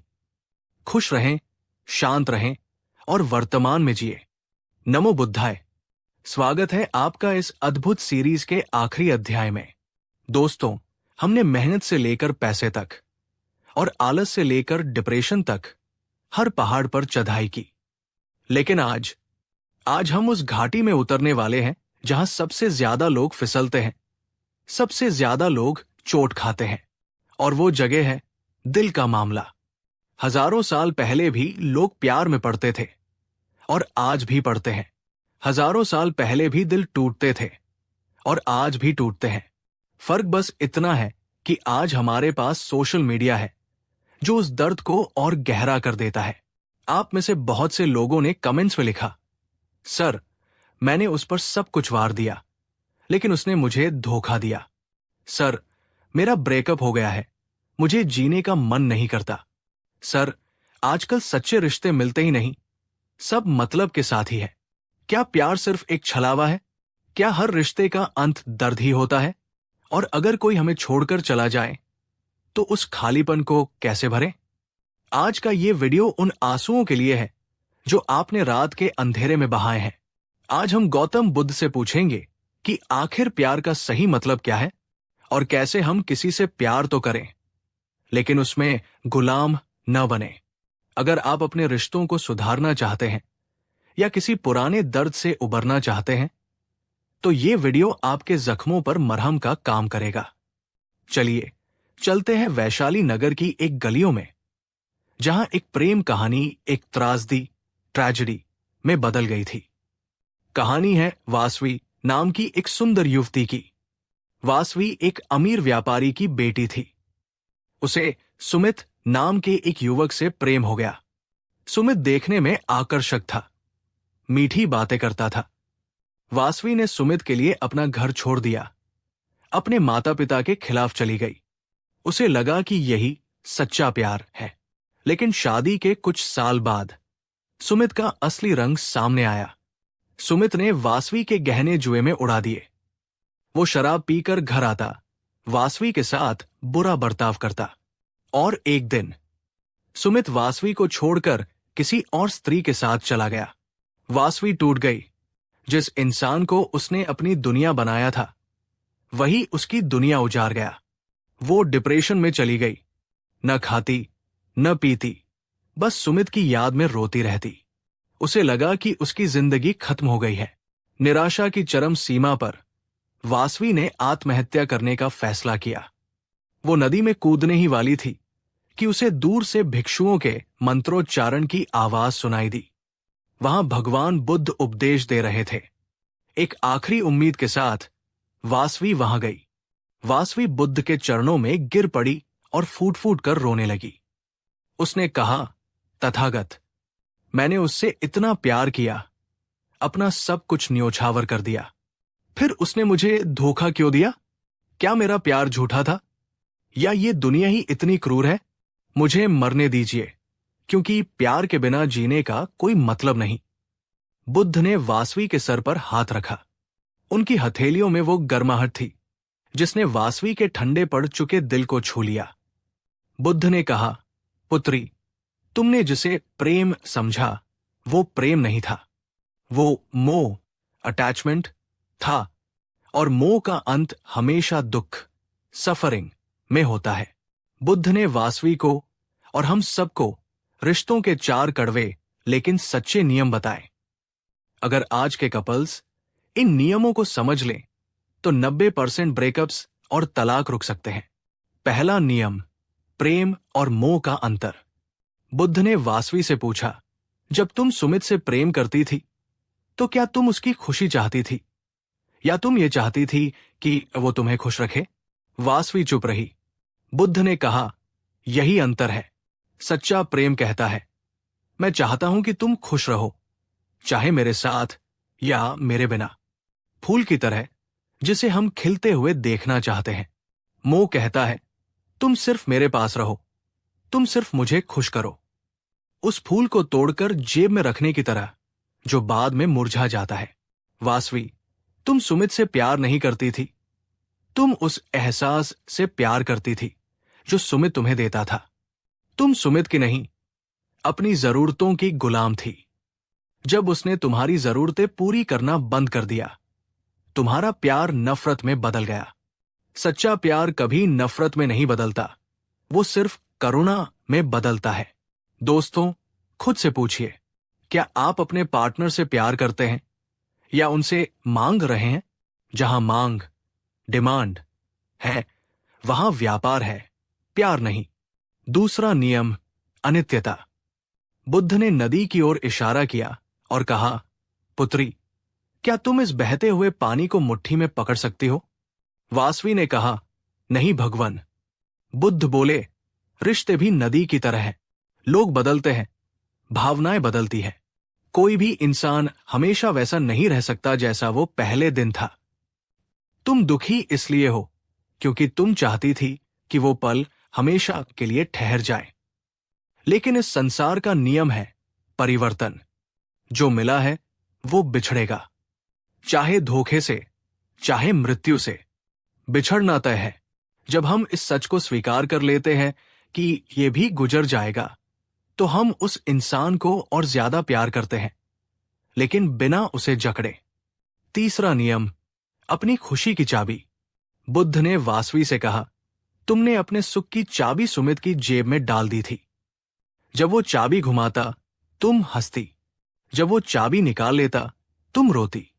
तुमने अपनी शक्ति किसी और को दे दी। कोई भी इंसान, चाहे वो कितना भी अच्छा क्यों न हो, तुम्हें 24 घंटे खुश नहीं रख सकता। ये असंभव है। अपनी खुशी का स्रोत भीतर ढूंढो, बाहर नहीं। जब तुम खुद से प्यार करने लगोगी, जब तुम खुद में पूर्ण महसूस करोगी, तब तुम एक भिखारी की तरह नहीं, एक सम्राट की तरह रिश्ते में जाओगी। तब तुम प्यार मांगोगी नहीं, प्यार बांटोगी। चौथा नियम, क्षमा और मुक्ति। वासवी के मन में सुमित के लिए बहुत गुस्सा था। बुद्ध ने कहा, पुत्री, तुम सुमित को सजा नहीं दे रही, तुम खुद को सजा दे रही हो। जलता हुआ कोयला तुमने हाथ में पकड़ रखा है और उम्मीद कर रही हो कि सुमित का हाथ जले। उसे माफ कर दो, इसलिए नहीं कि वो मापी के लायक है, बल्कि इसलिए कि तुम शांति के लायक हो। जब तक तुम उसे माफ नहीं करोगी, तुम उससे जुड़ी रहोगी। नफरत भी एक रिश्ता है। उसे माफ करो और उस धागे को काट दो। उसे आजाद करो ताकि तुम आजाद हो सको। वासवी को बात समझ आ गई। उसे एहसास हुआ कि वो सुमित के जाने से नहीं, बल्कि अपनी उम्मीदों के टूटने से दुखी थी। उसने उसी पल सुमित को मन से माफ कर दिया। उसने अपनी आत्महत्या का विचार त्याग दिया। वासवी बाद में एक महान भिक्षुणी बनी और उसने हजारों लोगों को दुख से बाहर निकाला। तो दोस्तों, आज के इस मॉडर्न युग में जहां टिंडर और डेटिंग एप्स ने रिश्तों को खेल बना दिया है, बुद्ध की ये सीखें एक लाइट हाउस की तरह है। 1. पहचानो क्या ये प्यार है या सिर्फ अकेलेपन का इलाज। 2. स्वीकारो, लोग बदलेंगे, उन्हें बदलने की आजादी दो। अगर कोई जाना चाहता है तो दरवाजा खोल दो। जो तुम्हारा है वो जाएगा नहीं, जो चला गया वो तुम्हारा कभी था ही नहीं। 3. बनो दैट पर्सन, ढूंढने की जगह दैट पर्सन बनो। 4. माफ करो अपने एक्स को, अपने धोखेबाज दोस्त को माश कर दो। अपने दिल का बोझ हल्का करो। दोस्तों, प्यार कमजोर नहीं बनाता, प्यार ताकत देता है। अगर आपका प्यार आपको कमजोर कर रहा है तो यकीन मानिए वो प्यार नहीं, कुछ और है। और इसी के साथ हमारी ये 6 भागों की यात्रा यहां समाप्त होती है। हमने मेहनत का भ्रम तोड़ा, हमने पैसे का सच जाना, हमने शांति पाई, हमने दुश्मनों को जीता, हमने डर को हराया और आज हमने टूटे दिल को जोड़ा। ये सिर्फ एक वीडियो सीरीज नहीं थी, ये एक लाइफ कोर्स था। मुझे उम्मीद है कि इन वीडियोस ने आपकी सोच में, आपके जीने के तरीके में एक छोटा सा बदलाव जरूर लाया होगा। आप लोगों ने इस सफर में मेरा साथ दिया, इसके लिए मैं आपका दिल से आभारी हूं। आपके कमेंट्स, आपके लाइक्स, आपका प्यार, यही मेरी कमाई है। अब मैं आपसे एक आखिरी गुरुदक्षिणा मांगता हूं। इस चैनल को सिर्फ एक एंटरटेनमेंट चैनल मत समझिए। ये एक आंदोलन, मूवमेंट है, जागरूकता का, इंसानियत का। अगर आप चाहते हैं कि ये ज्ञान हर घर तक पहुंचे तो प्लीज इस वीडियो को और इस पूरी प्लेलिस्ट को अपने व्हाट्सएप ग्रुप्स में, अपने स्टेटस पर शेयर करें। क्या पता आपका एक शेयर किसी ऐसे इंसान तक पहुंच जाए जो आज वासवी की तरह नदी के किनारे खड़ा हो। आप किसी की जान बचा सकते हैं। अंत में मैं बस इतना कहूंगा, जीवन कठिन है लेकिन आप उससे ज्यादा मजबूत हैं। गिरना बुरा नहीं है, गिरकर पड़े रहना बुरा है। उठिए, धूल झाड़िए और एक नई शुरुआत कीजिए। आप अकेले नहीं हैं, हम सब साथ हैं। अपना ख्याल रखिएगा। नमो बुद्धाय।